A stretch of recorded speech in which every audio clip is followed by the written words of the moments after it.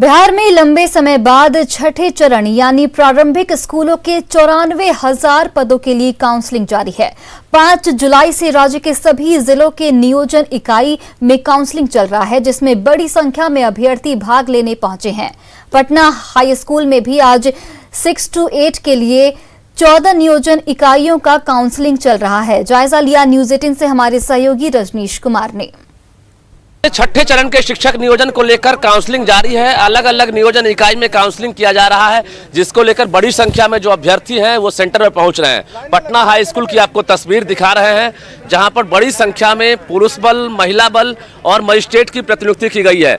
इस बार आपको हम यहाँ पर जो सूची टंगे हुए हैं उसको हम दिखाते हैं कि किस तरह से यहाँ पर अलग अलग नियोजन इकाई के जो अभ्यर्थी हैं वो भाग ले रहे हैं। यानी पटना जिले के कुल 14 नियोजन इकाई का यहाँ पर काउंसलिंग जारी है, जिसमें अलग अलग विषयों के अलग अलग रिक्तियाँ दिए गए हैं। तो ये देख सकते हैं, हिंदी, संस्कृत, अंग्रेजी, गणित, विज्ञान और उसके बाद सामाजिक विज्ञान, तमाम जो विषय हैं इसमें अलग अलग रिक्तियाँ हैं। और उसमें जो अभ्यर्थी जिनको यहाँ पर कोटिवार जो है उपस्थित होना है, ये आप देख सकते हैं। तो एक कहीं ना कहीं उल्लास है। मैडम, मिला यहाँ पर? अभी सर खोज रहे हैं। अच्छा, अभी देख रहे हैं। क्या सब्जेक्ट क्या है? हिंदी है। लग रहा है कि बहाली हो लग तो रहा है, उम्मीद से आए हैं। कितने साल से इंतजार कर रहे हैं? बहुत साल से इंतजार कर रहे हैं और PhD नेट सब किए हुए हैं और MA भी है, सारा कुछ है। रूप से जो इंतजार की घड़ियां थी वो समाप्त हो गई है। अब काउंसलिंग लगातार किया जा रहा है।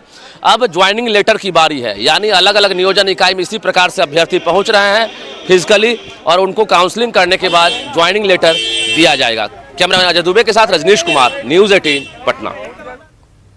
बिहार में कोरोना वैक्सीनेशन को लेकर जहां सरकार ने इस साल के आखिरी तक 6 करोड़ लोगों को वैक्सीन देने का लक्ष्य रखा है, वहीं अब आम लोगों में भी जागरूकता साफ देखी जा रही है। पटना के पाटलिपुत्र अशोका सेंटर पर वैक्सीन को लेकर लोगों की काफी भीड़ देखी गई। पटना के 2 सेंटरों पर 24 घंटे भी अलग से वैक्सीनेशन का काम जारी है। पाटलिपुत्र अशोका सेंटर का जायजा लिया न्यूज 18 संवाददाता रजनीश कुमार ने। में कोरोना टीका को लेकर लगातार जागरूकता अभियान चलाया जा रहा है, तो अभियान कहीं ना कहीं असरदार साबित होता हुआ दिख रहा है। राजधानी पटना के विभिन्न वैक्सीनेशन केंद्र पर यही तस्वीर आपको देखने को मिलेगी कि बड़ी संख्या में लोग सुबह से शाम तक कतारबद्ध दिखते हैं और वैक्सीन लेकर ही वापस लौटते हैं। तो ये सुखद तस्वीर है। सरकार का लक्ष्य भी है कि 31 दिसंबर तक राज्य के 6 करोड़ लोगों को वैक्सीन दिया जा सके, जिसको लेकर जो लोग हैं खुद ही अब वैक्सीनेशन केंद्र में पहुंच रहे हैं। एक तरफ जहां टीका एक्सप्रेस गांव-गांव और घर-घर दस्तक दे रही है, वहीं दूसरी तरफ जो केंद्र है वहां पर लोग पहुंच रहे हैं। तो एक तस्वीर आपको हम दिखा रहे हैं पटना के पाटलिपुत्रा अशोका होटल में। यहाँ 24 आवर्स वैक्सीनेशन का काम होता है, यानी सुबह 9 बजे से लेकर शाम 5 बजे तक जो लोग स्लॉट बुक करते हैं वो कतार में लगते हैं। उन्हें मैसेज जाता है और मैसेज देखने के बाद वो सेंटर में पहुंचते हैं।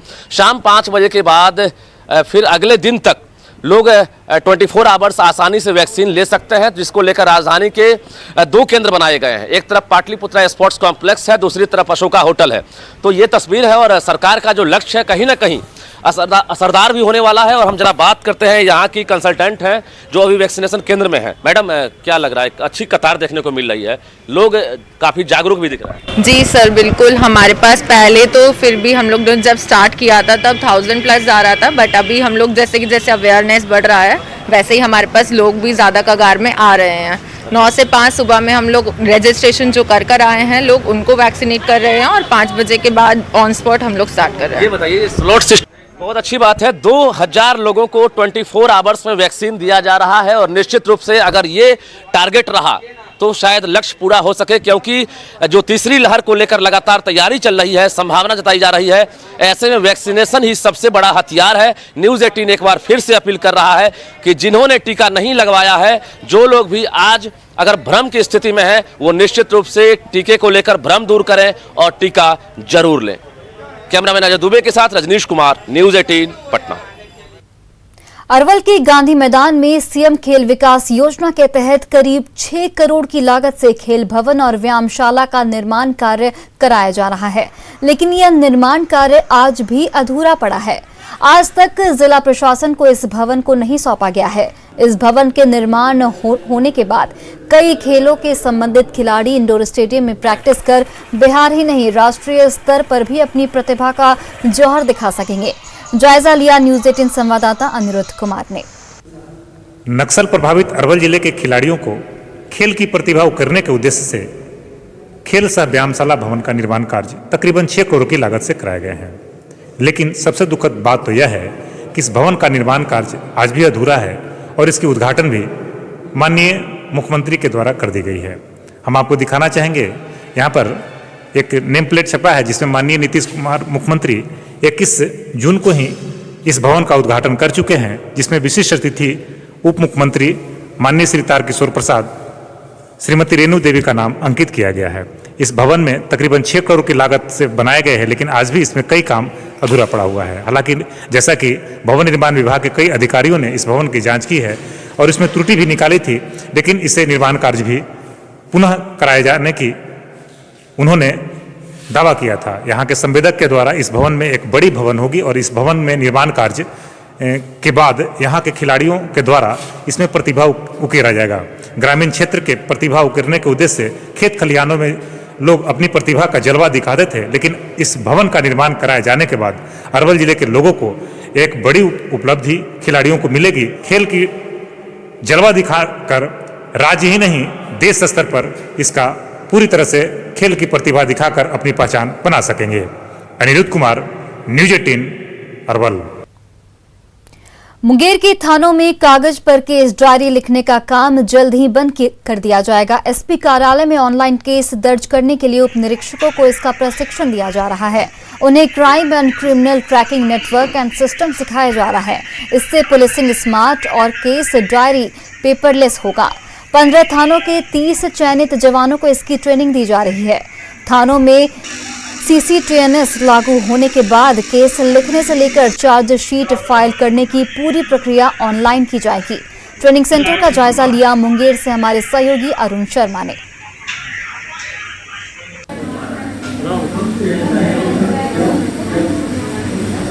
जिले के सभी थाना अब ऑनलाइन होंगे।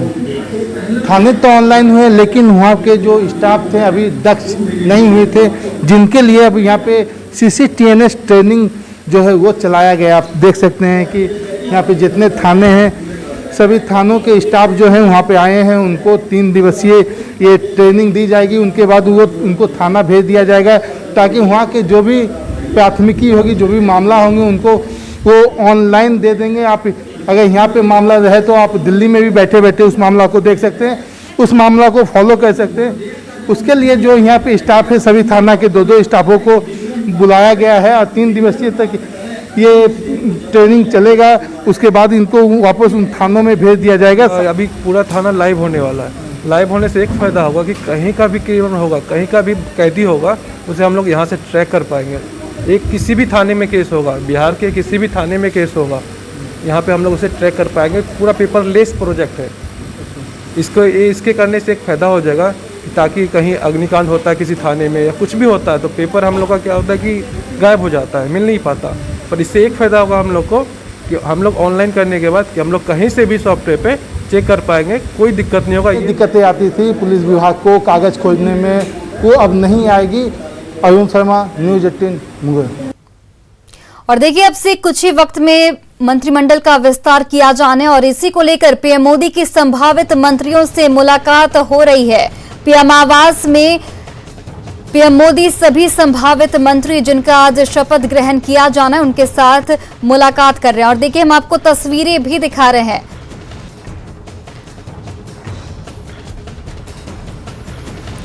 और हमारे साथ न्यूज 18 बिहार झारखंड के ब्यूरो चीफ दिवाकर जुड़ चुके हैं। दिवाकर जी, मंत्रिमंडल का विस्तार अब से कुछ ही देर में किया जाना है, कितनी हलचल दिख रही है? और जो हम अभी तस्वीरें अभी दर्शकों को दिखा रहे हैं उसमें कौन कौन से मंत्री दिख रहे हैं?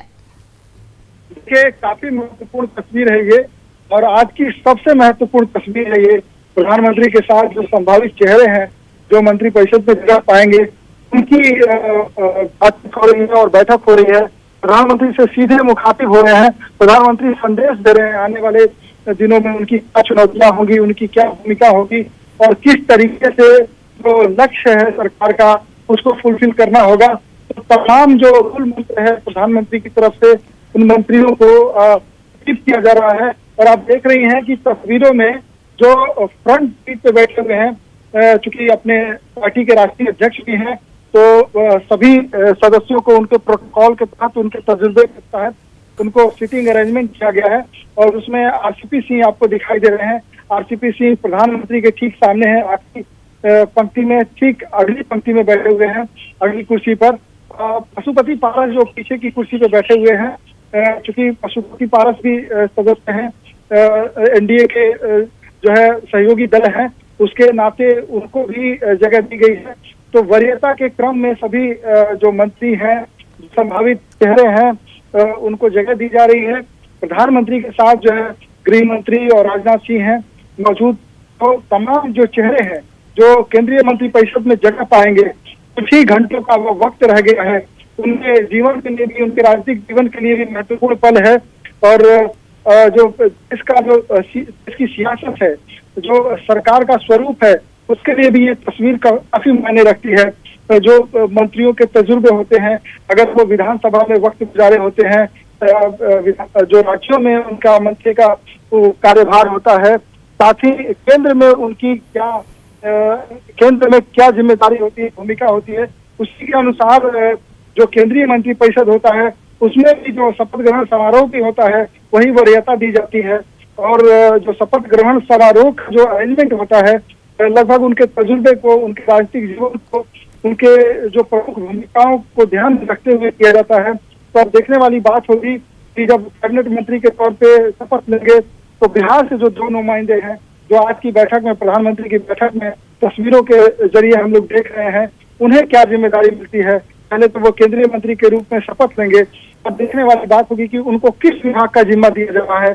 तो तमाम इन्हीं पहलुओं पर बातचीत कर रहे हैं प्रधानमंत्री, और जो केंद्रीय मंत्रिपरिषद में जगह पाने वाले हैं, उनको उन सारे उनकी भूमिकाओं और उनकी चुनौतियों से रूबरू करा रहे हैं। और प्रधानमंत्री जो उन्हें जिम्मा देंगे, उसको बखूबी निर्वहन का, और उनसे क्या उम्मीदें हैं प्रधानमंत्री की, इन तमाम चीजों पर बात कर रहे होंगे। जी बिल्कुल दिवाकर, आपका बहुत बहुत धन्यवाद इन तमाम जानकारियों के लिए। तो फिलहाल इस बुलेटिन में इतना ही। आप देखते रहिए न्यूज़ 18 बिहार झारखंड।